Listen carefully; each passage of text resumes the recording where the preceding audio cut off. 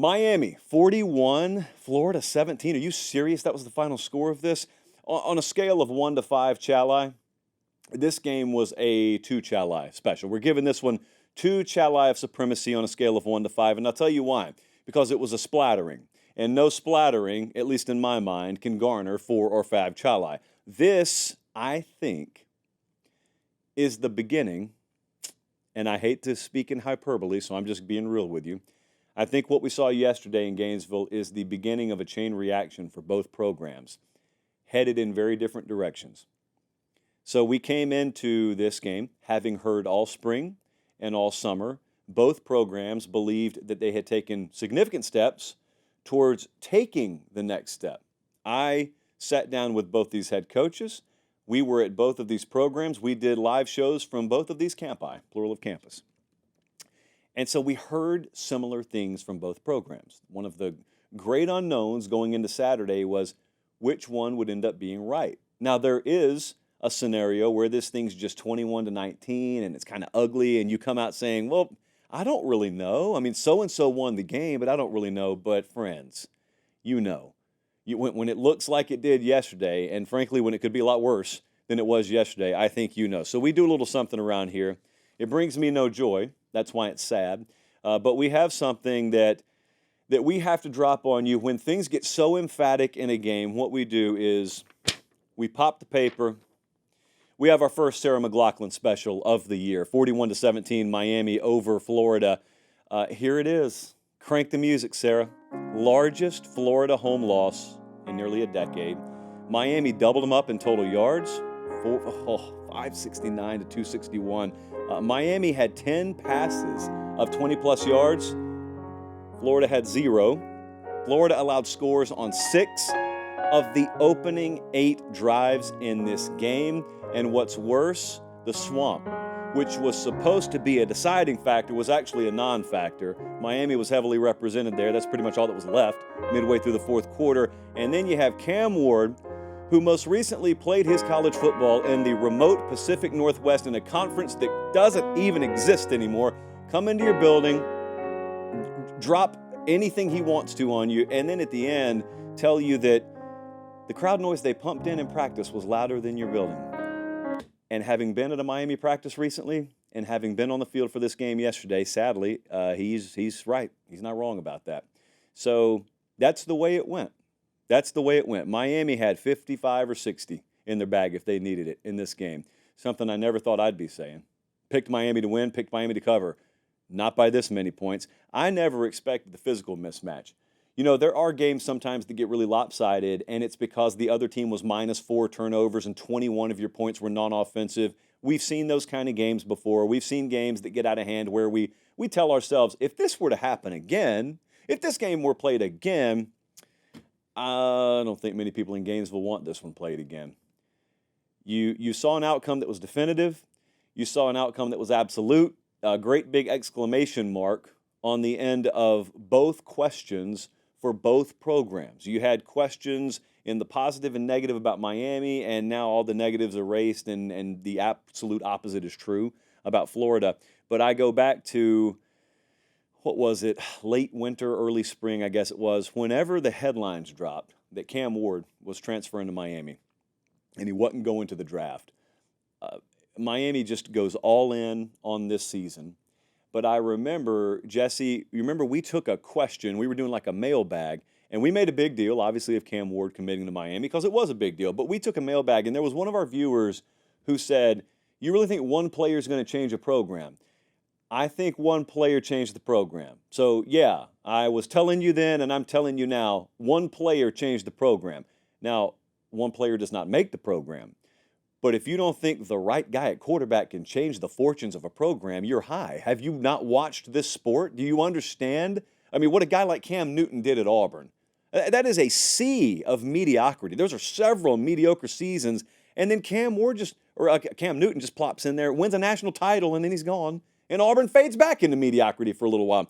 One player at that position is worth everything. And I want you to think about the plight of, let's say, Shannon Dawson, the offensive coordinator there, who last year was the same exact guy he is now. Last year wanted to call the same exact plays he wants to call this year. It's not like he's He's evolved 75% of his football thinking. However, last year, all due respect, he was working with Tyler Van Dyke, and turnovers were a big issue. And this year, he's got Cam Ward plopped in his lap. And that's like, going from Super Nintendo to Xbox or whatever you guys want to play. It's a whole different game. You look like a genius if you're Shannon Dawson. And he's got to be sitting there thinking, if I had this guy last year, I could have done some of this stuff last year. The entire program was not surprised by yesterday. Now, there's a follow-up to this about Miami that I'm going to get back to in a little while after I talk about Napier in Florida, but this was expected. So sometimes folks expect stuff and it doesn't happen. So it's not like when you expect to win, you automatically win. But having been around the program a little while, I can tell you there was no shock. Like they expected all summer to go in there and do what they did. Here's the difference, though. The difference is most of the public didn't. Because most of the public doubts that coaching staff. Most of the public doubts the big game ability of the program. And you got reason to feel that way because you've seen the program fall flat on its face for the better part of this millennium. That's a pre-Mario Cristobal thing, man. They have not won. They have not had a season where they had fewer than 3 losses since they joined the ACC, which is just a mind-boggling stat because that goes back to 2004. But anyway, for once, if you want to hype Miami up, you've actually got reason to do it. Nothing was accomplished yesterday. They're still 0-0 in conference play. But if you didn't understand what you were looking at, if you were listening to this game on the radio, there was nothing flukish about it. And the physical disparity was just jarring to me because Florida's got good athletes. Florida is not a poverty recruiter by any stretch of the imagination. But it's very obvious Miami's are better. And it's very obvious that, look, this is an untrained eye talking now. But once they've gotten on campus, what Miami's done with their guys put them in a lot better position to be ready to compete at a high level than Florida's was yesterday, which brings me to the Gators. Billy Napier is now 11-15 in his career at Florida. They've got a 6-game losing streak right now. So the stance I've taken on Billy Napier is, and the stance I've taken on Florida is, I think Florida is a machine that is built to win. Florida is some place that for periods of time in recent history thought they were all in on football, but they weren't all in on football. They weren't all in relative to Alabama and Georgia, per se. And then they got more serious about football to the degree you have to be to compete at the highest level in the SEC. And so now when you go down there, as I told you guys over the spring and summer, now when you go down there, you got the right folks. And you've got an army of them. And you've got great resources. You've got great facilities, medicals, next level there. It's incredible. Some stuff I can't even spell, much less I've heard of. However, it takes the right guy with his hands on the wheel. And so I thought it was totally fair. I thought the stance was totally fair to give him into his 3rd year. I thought it was totally fair, like when we sat down with him in the spring, I thought it was totally fair when he said, we felt like we were on a little bit of a construction site for the first 2 years. But now, entering year 3, we like where it is. Now, I'm paraphrasing Billy Napier. This isn't my words. It doesn't matter what I think about Florida. I'm not the head coach there. He thought they had themselves in a good position. They thought they had made significant, to in some cases, quantum leaps of improvement, not in any one particular position group, but across the board, like the aggregate. In totality, the product was going to be a lot better this year. And then yesterday happened, and it's a result that leaves little to the imagination. Again, if it's a close loss, it was supposed to be a close game. So if it's a close loss, it sucks, and there'd still be negative headlines today, but it wouldn't be like this. There was this hollow sort of hope that the fan base had. They were totally willing to be all in for the season, but it was kind of hollow. You could feel it yesterday because it lasted about a quarter. And then when Miami took the lead, there was an energy. You can feel it. It's unmistakable. If you're in a building where the home crowd is doubting its team, there's no mistaking that. If you've ever been in this place when it's full throat, yesterday paled in comparison to what Ben Hill Griffin Stadium's like at full throat, and that's because the hope was very hollow. People had doubts. They were willing to buy in. They were willing to give benefit of the doubt, but they had their doubts, and their doubts were verified in the worst way imaginable. Close loss is one thing, blowout's another thing, and what is concerning / maybe inevitable feeling to me is there's this threshold past which you can't come back because you've lost a critical mass of your sport.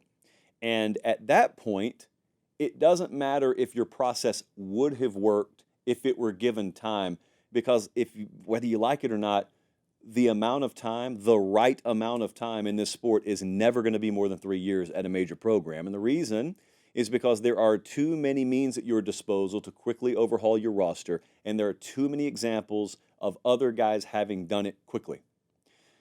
You can like that or not like that. That's the name of the game. Your buyout's really, really big to give you a safety net in exchange for accepting that that's part of the game. And so now, I listened to Billy Napier's press conference last night, and he said what he could say, but the fact that they were as stunned, and I do believe they were stunned at the outcome as they were, it kind of goes back to what we were talking about a little bit with Florida State the week before. You know, Florida State, a lot of the vibes you got from their camp is one thing, and then the result is such another thing that forget about you as a fan being shocked. The staff is shocked. The staff is stunned. And when you're soul searching in week 2 of the football season, you don't normally find anything you're going to like. So I believe, like I said, both programs probably had themselves begin a chain reaction yesterday that will go in very, very opposite directions. But see, the thing about Miami is I think they're the class of the ACC, but they got a whole new challenge on their hands. And that challenge is one that outside Cristobal experiencing it briefly as a head coach at Oregon and as an assistant and as a player way back in the day, none of them have really experienced, and that's the consequence of success. They've felt the consequence of failure, but success brings consequence as well. And we've always said this about Miami, and I'll tell you, as we're talking live here later tonight, USC plays. If USC wins tonight, the same thing I'm about to talk about will happen with them. There is a unique thing that happens when Miami is really good at football. And you could be a legal adult watching this show right now. You could be 18 or 19 and have never experienced it in your lifetime because they have not been this in your lifetime. They have been a 3-loss or worse team every year they've been in the ACC, and that's all the way back to 2004. There have been a couple of blips on the radar, but it hasn't been the real deal. This is the real deal. This is the real thing. It's not a drill. This is the real thing. They've got the talent base. They've got the recruiting machine. They've got the right guy in place. They've got things where they need it. They've never experienced it. They've never won. There are a lot of folks in that building. I'm not calling them losers. I'm saying they have experienced losing. They have not been winners yet. Now, you got to have a winning mentality before you ever win. They wouldn't even be where they are right now if they didn't have a winning mentality, but you can get drunk on this stuff so quick. The consequence of success, I think, is amplified at a place like Miami. It's the same way as it has been at USC anytime they've been good. When you're in a major media market like that, you get treated differently than you would in Lexington, Kentucky, or Columbia, South Carolina. All due respect, love both cities. But, man, Miami actually has a shot to be elite again. They're not there. They've got a shot, is what I said, to be elite again. And so everyone associated with that program is about to experience something that they've never experienced, and that is a tailwind. And it's one thing to face that headwind, because then you don't have to worry, man. You feel like professionally, or you feel like competitively your job's on the line every day. Well, it doesn't feel like that anymore. Unless you make sure you're wired a certain way, you better be, because they got supreme skill and athleticism on that team, but it's not good enough where the helmet rolls out there and wins on its own. Now, it may not suffer from it this weekend, but I'm telling you, we have seen it before. We have seen it with really good coaches before. It's one thing for you to think the right way. It's another thing to make sure that is injected into an entire organization. That's why most people can't succeed being the head coach in this sport. A lot of them can succeed being coordinators, position coaches. Very few are cut out to be head coaches. And it's not because they can't go get talent. It's not because they can't stand up on a chair and yell the right things in a locker room. It's because they can't take what's in their mind and put it in a 19-year-old kid's mind and then multiply that times 80 and then multiply it times another 50 or so for the other adults in the building. That stuff right there is hard to do. That's the difference between blips on the radar screen and being a perennial title contender, and it's why I never take it lightly when someone accomplishes it. So now, look, you're talking to someone here, you're listening to someone here who predicted them to win the ACC. So yesterday's result should make me feel good about that prediction, and I do. But it's not going to be as easy as it seems like it's going to be if you just watch yesterday's result.